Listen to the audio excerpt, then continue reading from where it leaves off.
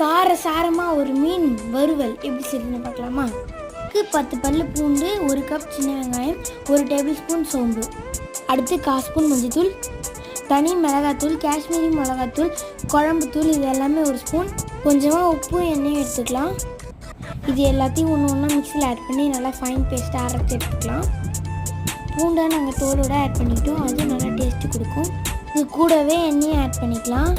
இப்போ நல்லா ஃபைன் பேஸ்ட்டாக அரைச்சி எடுத்து வச்சு பாருங்கள். இப்போ என்ன மீனை மசாலா கொட்டி நல்லா பரட்டி எடுக்க வேண்டியது தான்.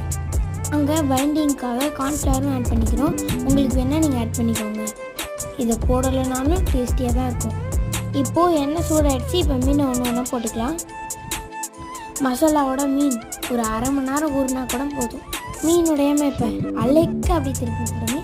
மீடியம் வீட்லேயே வச்சு இந்த மீன் வறுவலை செஞ்சிடலாம். அவ்வளோதான், நம்ம மீன் வறுவல் ரெடி. ட்ரை பண்ணுங்கள். தேங்க்யூ.